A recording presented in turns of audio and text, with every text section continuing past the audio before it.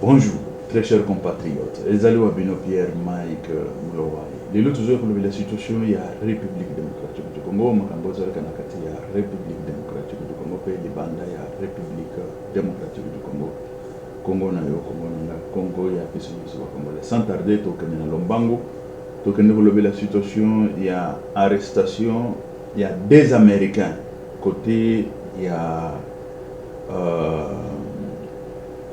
il y a M23, des Américains. Américains ou bazali mercenaires. Américains ou mercenaires. Ngwati bango des bazami balé.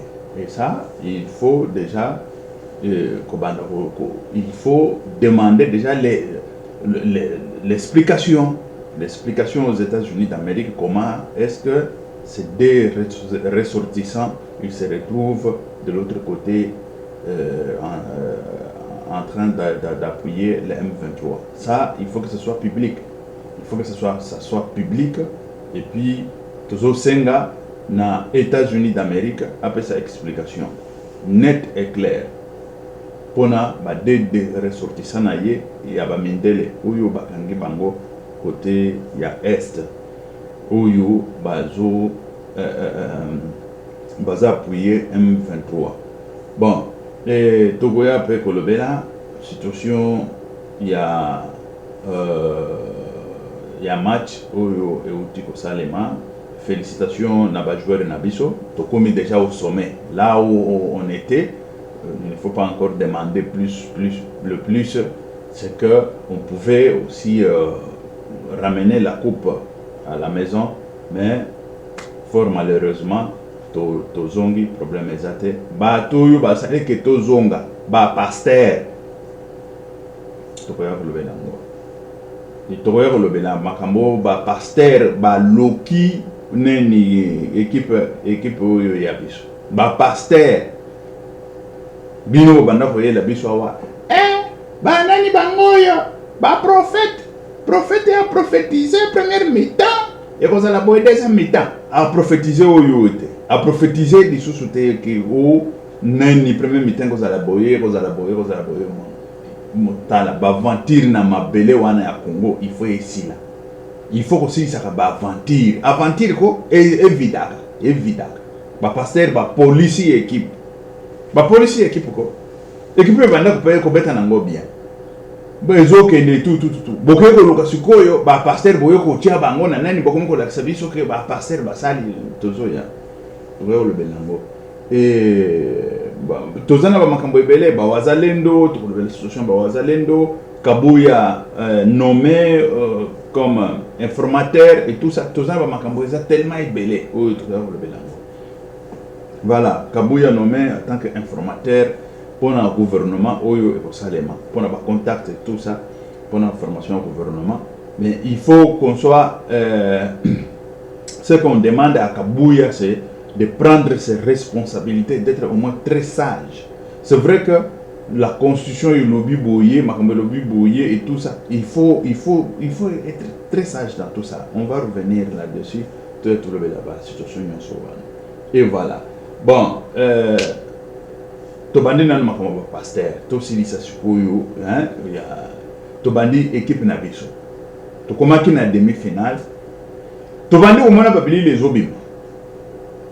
Na batu mususu bango pe ba politicien. Non, pasteur fulani, il faut tondi makaye, tondi makabiso pasteur. Nani akoko ndima pasteur. Bachor minene. C'est le temps. Le temps est déjà venu où il faut que tu aies Batikaka aventure. Aventure ko. Ofandika boya aventure o ngaye danser ngaye o nangana sambela kana nani o équipe bana ko beta bien. Bobana ko la sabiso batwana équipe poli et aussi longtemps équipe bana ko beta bien. Ce qu'on va passer on a baza wapi prophète one Covid e banda ko yawa toyoka prophète même moko alobela ngote prophète même moko alobela Covid awa na planète oyo bazate même moko j'étais le seul dans le bas. Il y a quelque chose qui vient. Confinement dans la planète. Mais je l'ai dit. Même tout mon côté dans la Katanzela. Je l'ai dit. Naba oyo yango na banda ko yebisa na banani bango nyonso ka bachor bazo comprendre kakate metan yaki no moni likambo na loba yango sikoyo le loba pasteur bana bazo beta na bango bale bien o prophète wana bakomo botika ka buzoba wana nzamba la kisu na yo eloko moko te ozoya ozoloba na yo nzamba la kisu yo même te que ezanini ozoya botika ka buzoba wana ça doit finir au moins ba aventure wana des aventures doivent finir en République démocratique du Congo to banda musala c'est-à-dire que le travail où il y avait quelqu'un na nzambe et ça tondi makabatu te bato wana bakomi musala bango banzambe tondi makabango et c'est ça qui a fait que tokende ko pola équipe ko poli bo ça va pasteur o nyonso bola que ça que biso wana mais pona nini baloba kite que toko pola mais bo sala boye bo tia bibo botika kaba tala na bato bazo la que ba aventure wana il faut essayer ces histoires là ça doit finir au moins une seule fois pour toutes ba aventure wana bozomona ebele pe baza na kati ya ba aventure wana balingi na sakola siko nazo banda ko sakola siko kichor na bino ya bino ba pasteur nazo banda ko sakola na bandi parce que bosakani trop bo policier équipe nani poli musiko bozo ya bo ba pasteur moko banda ko finga Félix Antoine Tshisekedi Tshilombo pasteur wana kombo na ye bandi na L et Sili na si baza ki soki 3 soki 4 na évité bo baza ki moi ebele bazo prêcher na ba télé et tout ça il y a vrai bango bazui baleye mais il faut qu'on aille ko panza ka siko ba sekele na panza ka ba sekele hein soki bazo ebate dame yeko chaka siko ba pasteur yango wana atu siko bibisi ke ba ko dame yo bato ba ko bazo dame yo bango wana bande ko na yo ozo mona te ozana miso te mais olingi nga danser bozo chaka ki danser ya musala bazo dame bino pa ba faux pasteur wana ba bandi tala akobo mutuana abanda achaki candidature a échoué azo bela liboma mikolo ezoya bokomona akobela liboma kubimisa bilamba akobela liboma esprit ya ndeko na ye wa dama ye alia ye na lamusi yango landa ye alongola bilamba bato pe bayeba ke ye wana aliaki ndeko na ye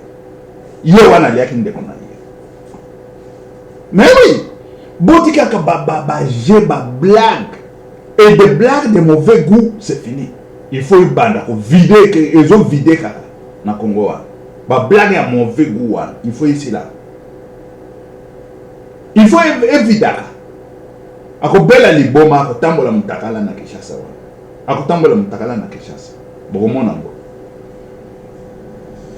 bon toleki na nani ba joueur na biso ba betaki mais ndenge ba lokaki bango e pa ba pasteur wana de résultat oyo tomonaki mais sauf que félicitations na niveau bokomaki déjà félicitations ba joueur na biso et puis na stade situation où il salamaki il y a que silence par exemple mobiso c'était déjà bien tokoche la bino bokende bomona et voilà stop la génocide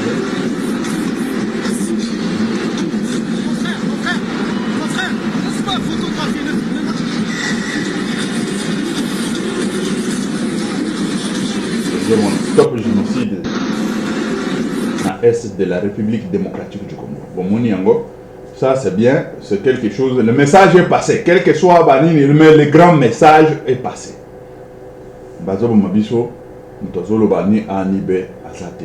Bon, moni déjà, Togoche la bino ba photo, il y a ba Oyo, ba mona quitté parce que il y a eu Oyo, ba joueur, ba ça, hein, silence, mais Bazobo Mabiso. Et voilà. Tout le Congo, tout le Bino, que c'est beaucoup mieux que le message Oyo et les Kaki, c'était très bien. Voilà, le message Ezalaki Kitoko. Et c'est ce que nous voulons. C'est ce que nous voulons de façon que Ezalaka de sous-souté que o sokuneni bisomoko ndeto kolekisa message. Voilà. Bisomoko ndeto kolekisa ngo. Voilà, c'est bisomoko ndeto kolekisa message. Pozomona yango wana Chelbino. Voilà, pozomona. Voilà. C'était très bien. Le message est très bien passé. Et ça, il faut que Congolais azela ba lobelaye. Nani lobela biso. Mutute. Tout le baka biso moko boye. Eza malamu mingi. Et voilà. Ça c'est très bien. Voilà, entraîneur. Nous avons un entraîneur. Et puis à Tchaki. Ça c'est très bien. Et peuple nabiso. Il faut tout bunda. Tout bunda. Toujours bunda contre ba éléphant. Bakolonga biso te mabele eza ya biso. Baya butu baya moi bakokuta biso. Bayi baka biso banani voilà. Omoni oyo ya génocide yango wana. Ya rena génocide. Voilà. Ça c'est clair et net. Message et les kaki. Voilà, message et les kaki kitoko. Voilà, message et les kaki nango kitoko et tout ça, ça c'est très bien. Quel que soit que to balongwe, to zongi, problème exacté, et sengo, et na biso na niveau to komi, et ça déjà moi, et ça et sengo, et ça que moi et sengo, et ça et sengo, et ça va. Il faut savoir remercier, de remercier ba joueur na biso ba biseka to komi, ba équipe belé et komi wana te. Et voilà, wana ezali situation ya match na biso topolaki 1-0 et bon. C'est comme ça, Topolak Nabiso, problème exacté, mais bah pasteur, bah police biso, bah pasteur. Bon, bozo que ne copie ça. Yango. Bon, tous les qui dans la situation wana, toujours que nous sommes dans la situation, il y a Est et la République démocratique du Congo. Na Est batie babombe balobi bazoya kozwa sake et tout ça balandi bango bakimi na ndenge moko akosakana te bapalangani oyo balobakaki bapalangani nakopalangana na bango bamilitaire na biso bazwi sake bazwi babisika kilikili bato wana nakokima bazotika minduki bawazalendu mpe bakomi koseravitaye na minduki ya bango oyo bango bazotika Bawazalendo bakomi ko se ravitailler pour attaquer M23. Tozoti la bino bokende bomona ke le wazalendo bazali na kati ya bisengo parce que bazuzui minduki ya ba M23 oyo ba beti bango bakimi et voilà la situation. Bakimi. Tocha Hollande wazalendo. Hizi ni arma tumekamata kwa adui. Wabiana wamezikamata kabisa. Ile ingine iko wapi? Leta ile peka mimi naicho yuru. Leta hapo. Mapeka mimi ndio hizi. Ino ni silaha nyingine nayo. Ino ni nyingine modeli. Peka mimi nyingine modeli. Peka mimi nyingine ile tumekamata. Mungu ametusaidia.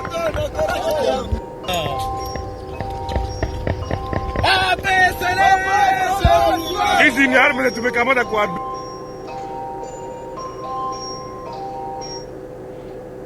Et voilà, toujours que moi appelle, excusez, wana ba wazalendo. Et voilà, toujours kende to nani wana ba wazalendo bazui bazo sepe. Bon, côté Moussoussou. Contre la Commission électorale nationale indépendante signée en cycle en contestation de la décision numéro 001 ACPA en cycle contre la Commission électorale nationale indépendante signée en cycle en contestation de la décision numéro 001 /CENI/AP 2024 du 5 janvier 2024 portant annulation des élections législatives provinciales et communales et des suffrages dans certains bureaux et centres de vote. L'arrêt est entièrement rédigé, mais nous en donnons lecture sur dispositif. Par ces motifs, vu la Constitution de la République démocratique du Congo, telle que révisée à ce jour, spécialement son article 161 alinéa 2, vu la loi organique numéro 13/026 du 15 octobre 2013 portant organisation et fonctionnement de la Cour constitutionnelle, spécialement en son article 81, vu la loi numéro 06/006 du 9 mars 2006 portant organisation des élections présidentielles, législatives, provinciales, urbaines, municipales et locales, telles que modifiées à ce jour, spécialement en son article 74, alinéa 1er, point 1, 74 bis, 74 ter, alinéa 1 et 2, vu le règlement intérieur de la Cour constitutionnelle du 10 août 2018 en son article 86. La Cour constitutionnelle siégeant en matière de contentieux des résultats aux élections législatives nationales, après avis du procureur général, se déclare compétente. Dit la requête irrecevable. Dit qu'il n'y a pas lieu à paiement des frais. Dit que le dispositif du cycle contre la Commission électorale nationale indépendante CENI en cycle en contestation de la décision numéro 001/ACPA en cycle contre la Commission électorale nationale indépendante CENI en cycle en contestation de la décision numéro 001/CENI/AP/2024 du 5 janvier 2024 portant annulation des élections législatives provinciales et communales et des suffrages dans certains bureaux et centres de vote. L'arrêt est entièrement rédigé, mais nous en donnons lecture sur dispositif. Par ces motifs, vu la Constitution de la République démocratique du Congo, telle que révisée à ce jour, spécialement son article 161 alinéa 2, vu la loi organique numéro 13/026 du 15 octobre 2013 portant organisation et fonctionnement de la Cour constitutionnelle, spécialement en son article 81, vu la loi numéro 06/006 du 9 mars 2006 portant organisation des élections présidentielles, législatives, provinciales, urbaines, municipales et locales, telles que modifiées à ce jour, spécialement en son article 74, alinéa 1er, point 1, 74 bis, 74 ter, alinéa 1 et 2, vu le règlement intérieur de la Cour constitutionnelle du 10 août 2018 en son article 86. La Cour constitutionnelle siégeant en matière de contentieux des résultats aux élections législatives. Parce que à ma gauche ici, c'est l'hôpital. Ça c'est l'hôpital. Comme vous le voyez, il y a des patients à l'intérieur. Je vais les rencontrer d'ici là. Je vous amène d'abord sur le lieu où la bombe est tombée. Ce que vous voyez ici, c'est un grand marché où l'on vend des planches. Voilà, ça s'appelle le Kisoko de Mugunga. Nous sommes juste à quelques mètres de l'école du cinquantenaire. C'est une grande école de la province du Nord Kivu. J'avance ici. Voilà. Ici, je suis déjà dans le Kisoko. C'est à l'intérieur déjà. Voilà. Nous sommes au milieu de Kisoko en soi. Voilà. Voilà. Les pierres que vous voyez ici, ce sont des pierres sur lesquelles la bombe s'est posée. C'est autour d'ici. C'est sur ces pierres ici, comme vous les voyez.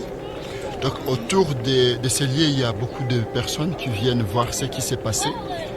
regardez un peu la toiture de ce Kisoko. Toutes les tôles ont été déchiquetées comme vous le voyez. Voilà. Voilà. À gauche ici, là devant la maison que vous voyez en tôle et en couleur bleue, c'est un hôpital. Il y a des patients à l'intérieur. Je veux vous amener à l'hôpital pour voir les malades qui sont à l'intérieur. Et voilà, je vais à l'hôpital. Voilà. Voilà, ça c'est la toilette de l'hôpital. C'est ça, la toilette. Si vous pouvez voir encore un tout petit peu vers ce coin-là, voilà, le Kisoko est à la limite entre l'hôpital et les lieux là où la bombe s'est posée. Et voilà, je vous amène à l'hôpital. Il y a des éclats. Les éclats ont touché l'hôpital. Voilà, ce sont des fragments qui ont pu toucher cet hôpital. Vous voyez. De l'autre côté, ce sont des patients qui sont là. Voilà. Voilà, ce sont des... C'est la fenêtre d'une des chambres qui contient des patients à l'intérieur de cet hôpital. Voilà, on est à l'hôpital. Je vous amène vers l'entrée principale de l'hôpital. C'est ici. L'entrée principale de l'hôpital se situe juste ici, comme vous le voyez. Il y a beaucoup de personnes qui sont à cet hôpital. S'il vous plaît. Vous voyez, beaucoup de personnes sont là. Et la bombe est tombée juste à quelques mètres là. Crédit. Le 7 février voilà. 2024. Wana bomoni ezali ba makambo oyo elekaki wana ezali vidéo ya ba makambo oyo elekaki ba des derniers jours. Vous avez vu hôpital ndenge ezali touché. Bon, bateau bazana kata hôpital et ça ce sont des témoins. Ba image oyo ezali pona ba crime contre l'humanité. Ça s'appelle les crimes contre l'humanité. Ce qui s'est passé Babilili oyo ezokena na koleka c'est manabiso bozomena na komona ngo. Ce que vous voyez ici, c'est un grand marché où l'on vend des planches qui ont été endommagés. Voilà, ça s'appelle les qui ont été endommagés. Nous sommes juste à quelques mètres de l'école du cinquantenaire. Et c'est ça. C'est une grande école de la province du Nord Kivu. Wana ezali ba archives oyo eko fanda etekali. Ici je suis déjà dans les archives oyo. C'est à l'intérieur déjà. Voilà. Nous sommes au milieu de Kisoko en soi. Voilà. Voilà. Les pierres que vous voyez ici, et voilà. À part ça, Ndenge Tolobaki Kabuya nommé informateur. Bon. Kabuya nommé informateur. Je commence d'abord par remercier le créateur du ciel de la terre qui a permis que cette nomination puisse avoir lieu, de la désignation. Je commence d'abord par remercier le créateur du ciel de la terre qui a permis que cette nomination puisse avoir lieu. Et remercier aussi le chef de l'État en particulier qui a porté son choix sur ma personne. Ce n'est pas parce que je suis plus intelligent que tout le monde, mais c'est un destin. Dieu a voulu que ça se passe ainsi. Et comment comptez-vous mener cette mission? Écoutez, je venais d'être nommé par le président de la République. Laissez-moi le temps, quand j'aurai consulté d'autres personnes qui ont déjà effectué cette mission avant moi. C'est à ce moment-là que je peux réunir encore la presse pour voir ce que je peux faire avec les députés que je vais consulter. En quelque sorte, un travail de ce que vous avez déjà commencé en coulisses, parce que on a constaté que vous échangez déjà avec vos partenaires de l'Union Sacrée. Non, là, je dois vous dire sincèrement que, politiquement parlant, je suis l'informateur naturel du chef de l'État, comme je suis le responsable numéro 1 de sa famille politique. J'étais obligé de faire ce travail même avant ma nomination. information comme information.